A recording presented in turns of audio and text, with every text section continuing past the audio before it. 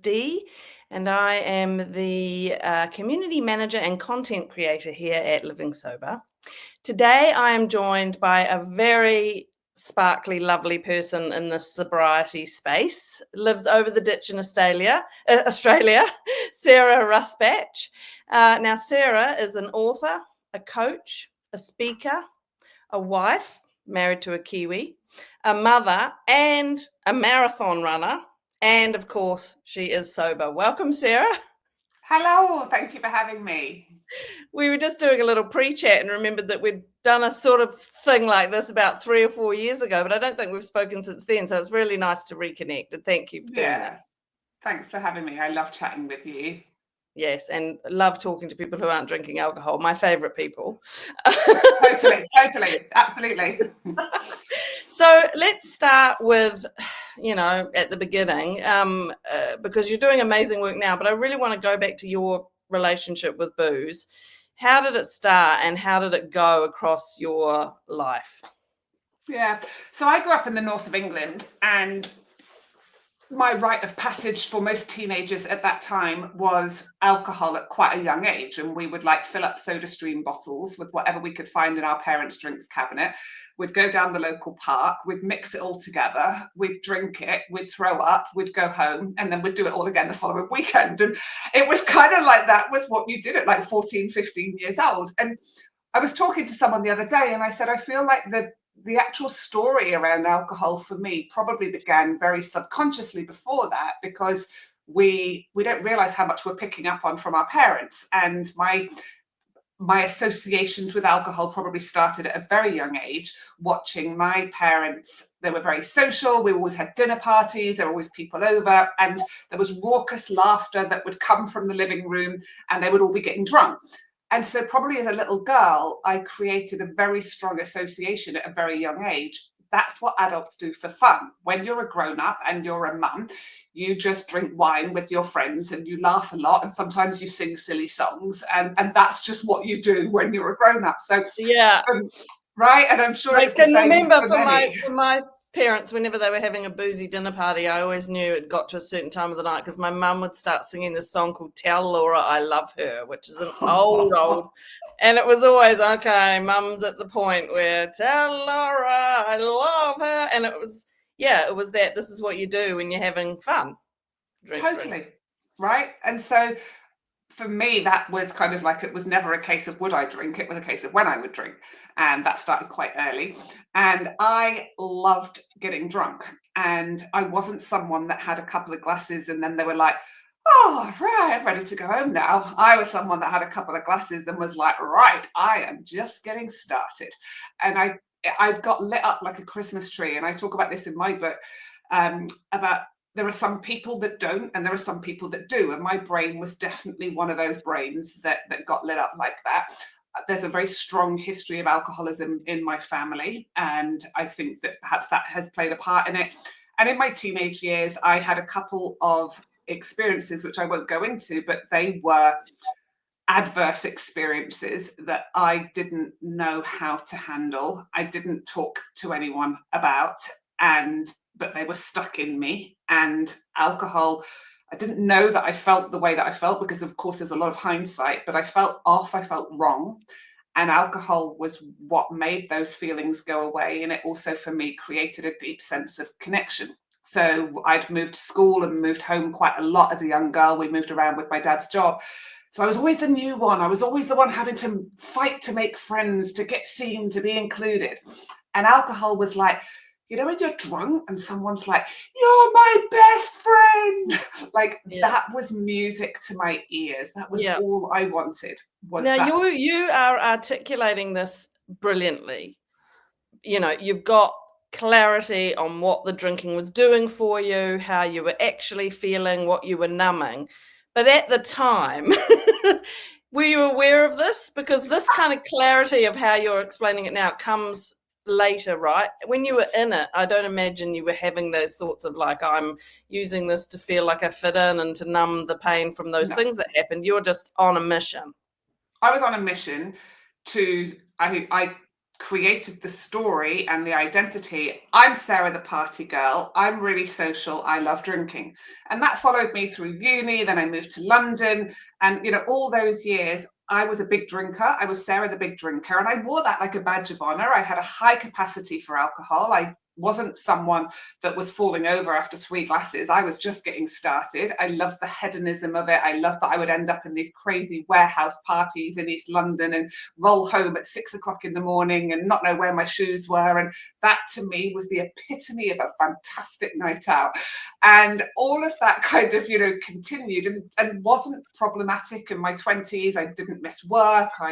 It was in London in those days, it was normal to get home at 2 a.m, have 3 hours sleep, get back on the tube, get a burger on the way to work and a coffee, and then go and do a full day's work and then go and do it all again. I mean, I don't actually know how my poor bloody body went through that, but it did. Honestly, how did we? How did we? Youth, it's being young. Right? It's being young, and we bounce back. And so alcohol I didn't drink on my own. It was a big social thing. I was a very sociable person, so I just told myself the story. There was no problem. There was no red flags. There was nothing at this point. Then we moved to Australia, and I had 2 kids under 2, and I'd stopped working. I was on the other side of the world with no family and no friends. I had lost my identity. I was very, very homesick. I had on paper everything I'd always wanted. I'd married the love of my life. We lived in Australia. We were near the beach. I didn't have to work. I had 2 healthy, beautiful children. And on paper, I had everything. And inside, my soul felt like I was dying in terms of the homesickness, the lack of connection, the confusion around, I always wanted this, but now I've got it. And I spend my days going to monkey music and pureeing carrot and cleaning baby sick. And I missed my old life, but no one talks about that much in motherhood, of you getting to that point. And it's almost like you shouldn't say things like that. You need to be grateful for all that you've got. And I was grateful, and I missed my old life. But, it was those 2 things at the same time. And again, that was when alcohol became my crutch to make those feelings go away, and became something that I would do more on my own at home. Yeah. And big feelings too. And those big feelings that you talked about even before you did the big move to Australia, and being, I always say, it's so disconnected from yourself and those feelings, and how do I feel and what is it? And you can't hide from yourself. And so alcohol has this veneer of kind of helping you cope, but the disconnection it fosters is actually doing the opposite very dramatically. It's exacerbating those big feelings. Totally. And this all tied in with the era of mummy wine culture, and wine starting to be normalized as something that mums needed to survive parenthood. And so I fell for that completely. I was like, God, you didn't need to tell me twice that I deserved a glass of wine at the end of a day. So all of that was feeding into this justification that I had for looking forward to my evening wine, and that being the solution to feeling stressed and anxious and all of those things. And then fast forward a few years, and the thing with alcohol is we build tolerance. The 1 or 2 glasses stops being enough, and it starts to have effect. Like the longer you're drinking, as women going into perimenopause, all of those things, it kind of stopped working. And I didn't understand, because it was like, well, shit, why is, I'm waking up. What do you mean by that? What was that? What did that feel like and look like for you? So it used to be, I had a drink and then everything went away. Everything felt great again. And all I needed was to have a drink in hand, and then it was all okay. Didn't really get hangovers. And so it was all okay, because I was only getting positives from the alcohol. But then as I got older and perimenopause, and I was drinking more, so then the effects were more, it wasn't doing what I wanted it to do. I needed more to get the numbness. And then because I was drinking more, the effects the next day I started getting hangovers, which I hadn't really had before. Yeah. So that constant low level anxiety, that tiredness, that negative thinking, low mood, and I never used to be like that. I was someone the next day that would bounced back straight away. I was like, come on then, who's going to the pub for hair Happy of the dog? Sarah. You know, like all of that. And I Yeah. stopped feeling that. Mm. And then alcohol really started affecting my sleep. So 1 or 2 drinks even, and I'd be awake at 3 a.m. Yeah, it's a killer. It's a killer. And my way around that was, I thought I was really clever, Lotta. I'll take a sleeping tablet with the wine and then I'll bypass the 3 a.m. wake up so that I get a solid 8 hours sleep, actually believing I was getting quality 8 hours sleep by combining alcohol with a sleeping tablet, which of course I now know was absolute nonsense. But it worked in terms of I didn't get the 3 a.m. wake up, but it didn't work in terms of still feeling like crap, feeling dreadful the next day, and needing just a depressant on top of a depressant. I mean, ugh, you poor thing. So what actually happened that you pulled the pin? What was the kind of moment where you decided I'm not going to touch it? And how did that feel? Because I often say it is terrifying, but maybe not for you. Tell me. Yeah, so I had a build-up of this awareness. I had gone to my doctor and said, I feel like I'm a shell of the person I used to be, and I don't know what to do about it. And she gave me a script for anti-anxiety meds and sent me on my way. And about a week later, I was at a party where I got ridiculously drunk and fell over, landed on my face on a concrete driveway, smashed my lip, smashed my face, got taken home, put to bed, and got woken up the next morning to my 5-year-old daughter standing by my bed saying, Mummy, what happened to your face?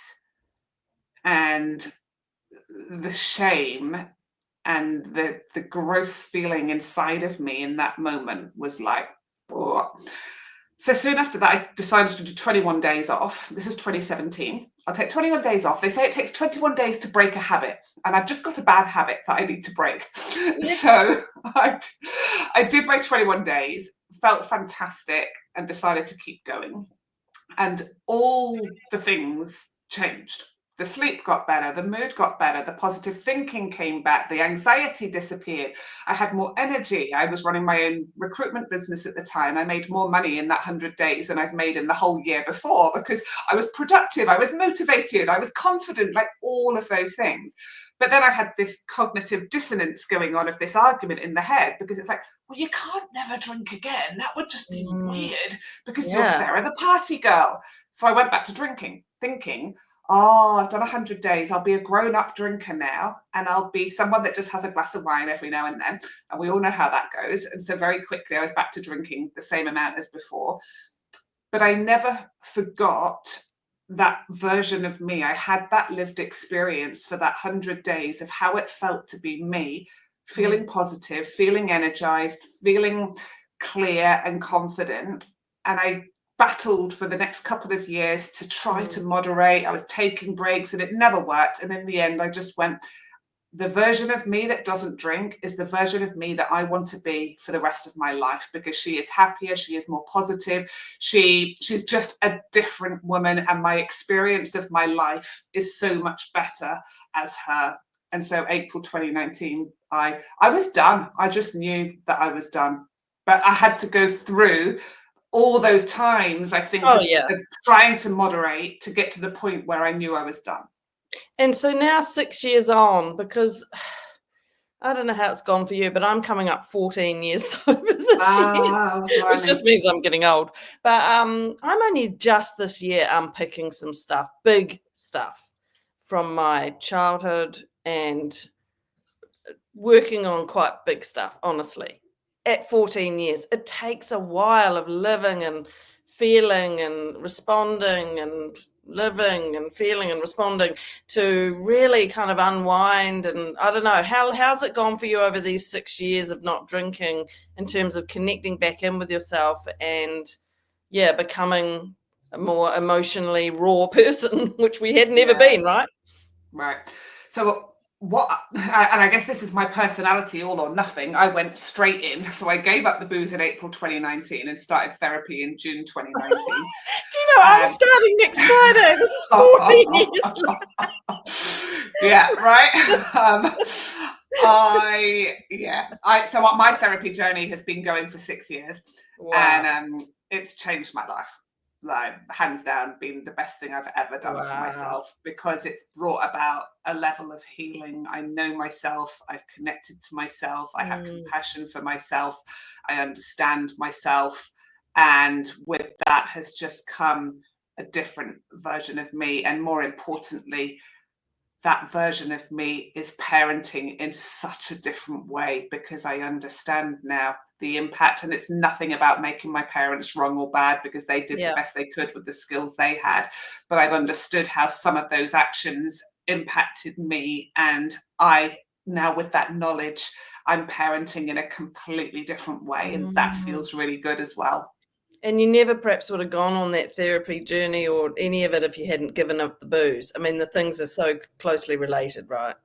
And I don't think you can do any kind of healing work if you're still drinking, because the whole point of healing work is to bring you back into yourself. That's a big statement, though, because people do, like, I don't. Of course. Yeah. But drinking takes you out of yourself. It disconnects you to yourself. So how are you going to fully, you can do part of it, sure. Yeah. But and I talk about it because I've done a lot of somatic work in my therapy. So it's not just been talking therapy, it's been whole body therapy. Yeah. And I learned how to navigate my nervous system and how I feel safe inside my body, and to be in my body in that moment and recognize how I'm feeling. And you can't do that if you're drinking all the time, because you need have that body awareness. Yeah, absolutely. And you also need extended periods of time to go through something, grind through it, have the bumpy road, have the look back, have the feel, and through that whole, there's something about being raw and not numbing or using alcohol for that whole extended period of time that starts to teach you. It is that kind of long period where you just always in your right mind, thinking mind, always processing, it is so powerful. It's really hard to articulate, I think, but sometimes I call it like sober hindsight, when you've come through a really hard bit and you've worked on something, maybe you've been crying, dealing with something, and then you come through it, time passes, and then you look back and you've had that clarity of your mind the whole time. It's really powerful.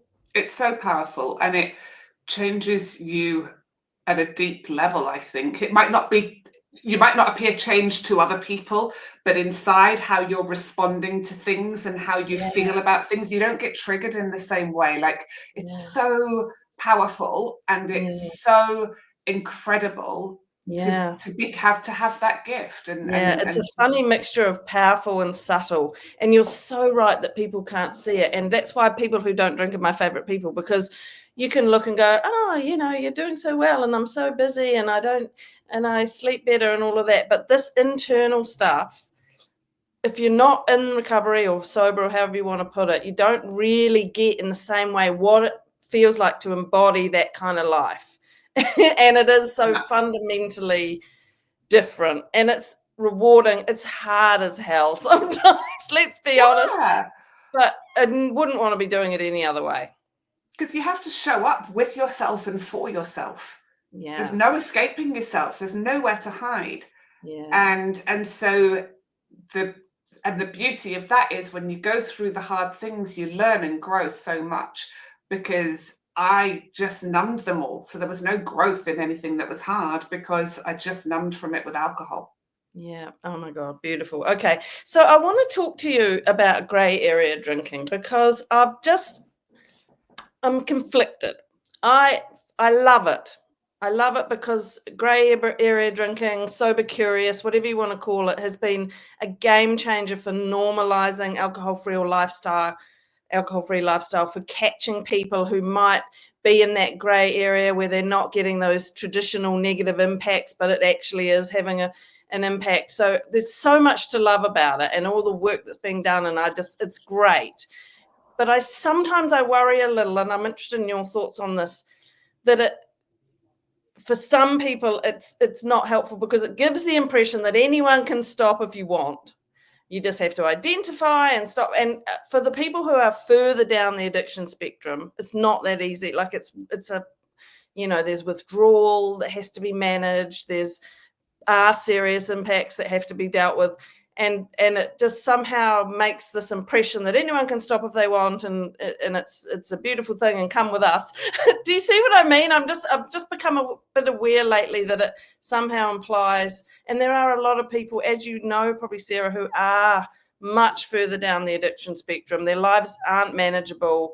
They're having real negative impacts, and I'm really mindful of them always as well. I don't know. I just was interested in your thoughts on this, because can you see where I'm kind of it's great, but then also remember, I don't know. And I think it's important to remember when you talk about alcohol use disorder, it's a spectrum, right? So you've got mild, moderate, severe, and I consider grey area drinking to be mild to moderate on that spectrum, and then severe to be requiring a different level of support, a different type of support, a different type of recovery help.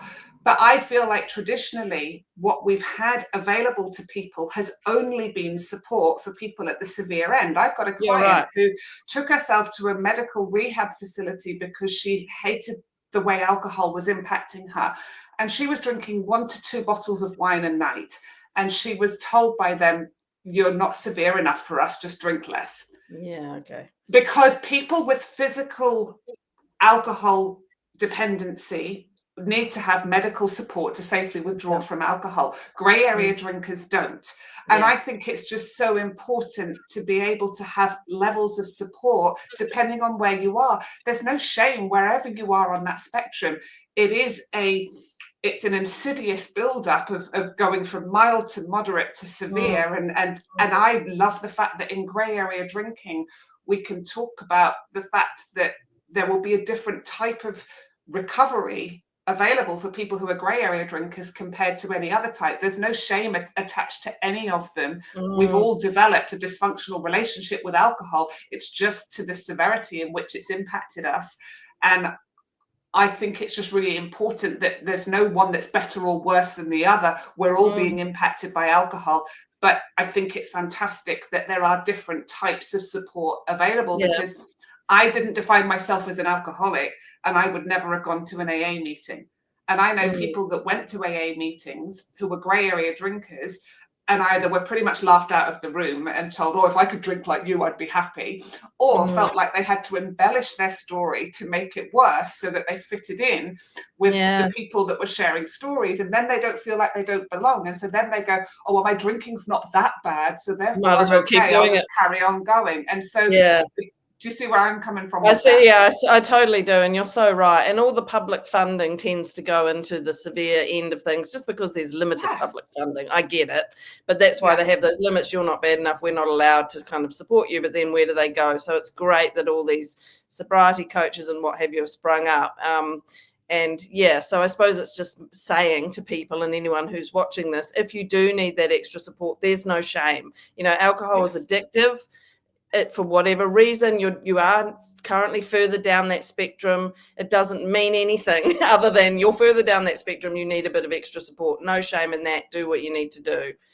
And I think as well, it's really important to just, like with every type of work, there are some sobriety coaches out there, and I think that it's alarming how many people are popping up in terms of offering this sobriety coaching who have been sober for 6 months, done a 12-week online course, and then call themselves sobriety coaches, and they are in no way trained to identify if someone is at the severe end or not. They're telling people to stop who should not just be stopping. And so for anyone that is going to work with a sobriety coach, do your homework, understand the training that they've had, and make sure that you're not just, because it worries me. I've been asked to teach sobriety coaching courses as part of health and wellbeing coaching programs. And I've said no, because they want to do it as a 3-part seminar series that I teach. And then these people get to call themselves alcohol-free coaches. And I'm like, absolutely no way. No way. Interesting. Well, that's right, because it is inherently a really dangerous product. It's quite hard for people to get their head around. There are those that can drink it, and for whatever reason, and it's very complex, as I know you are aware, for whatever reason you are at the mild to moderate and other people aren't, but it is inherently a very dangerous drug, and we do need to be careful around that messaging, and which is great that you're doing that as well, because I just have started thinking recently, I hope it's not isolating the people for whom they do a 12-week course and they aren't able to stop because they're so addicted and they need that next level and they feel bad about themselves because of that. It's just another layer of shame they don't need. Yeah, and there's a complexity to everyone's situation is different. Like I know a couple of incredible sobriety coaches who are specializing in ADHD because a lot, I don't know about you, but I'm coming across so many women who are in their process of removing alcohol or identifying that they have ADHD. Oh, the stats are off the charts. It's showing up now. Right. And so there is I'm not an ADHD coach. I don't have ADHD. And if someone comes to me that wants that coaching, I will say no, but please go and see XYZ person because they're amazing at it. So I think as well, it's wonderful that these specializations are coming up so that people do have the option of finding someone to work with who's going to really identify with what their specific focus is and that's going to give them the most support. Because I know people who've done my program, it hasn't worked. They've then realized they've got ADHD and I've gone, well, no wonder, because I'm not giving you the specific support. Go and work with Faye, who's a woman I know in Brisbane. She's amazing and she will give you what you need. And they've worked with her and it's worked. And so it is about finding where's the home for you in terms of getting that level of support.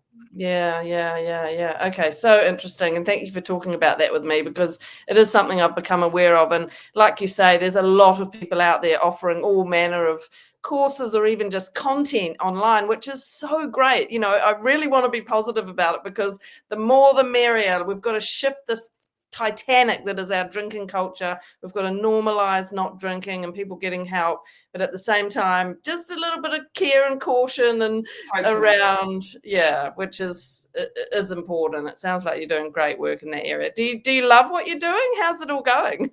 Yeah, I love it. What I love the most is watching women, because I pretty much 95% of what I do is work with midlife women, is watching women's lives start to open up.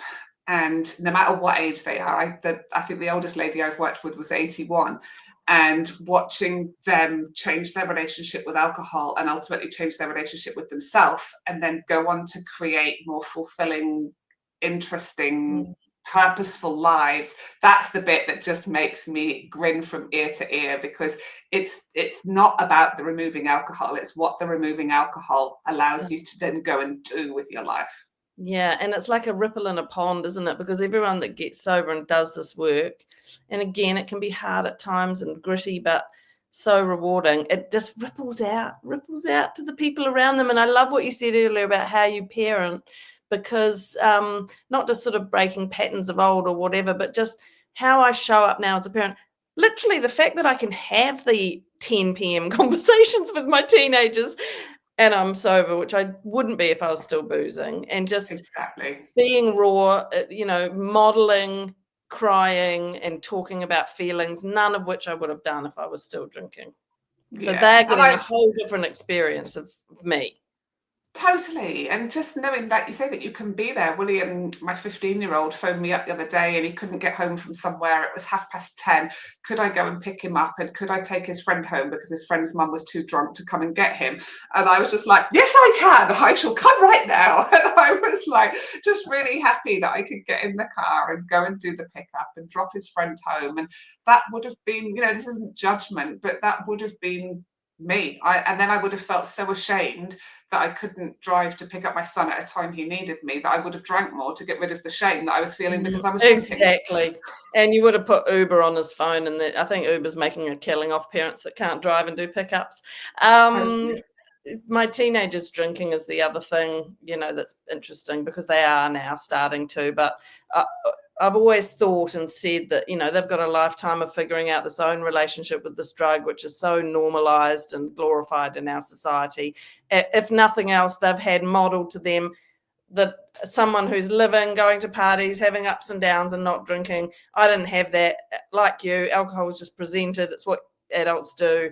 They've got a different experience of that. And so if nothing else, I can be happy with that and just see how they go with their own habits. Yeah, I'm the same. Like William, I'm sure he won't be far off before he's starting to get curious about alcohol. And some of his friends I know are already drinking, and they're turning 16. That I was probably drinking at 14, and so it's. But I've said to William, like in our family, there is no alcohol before 18. And I really don't, in an ideal world, I don't want them drinking before 18, because I've done enough research around what it does to teenagers' brains and the impact that it has.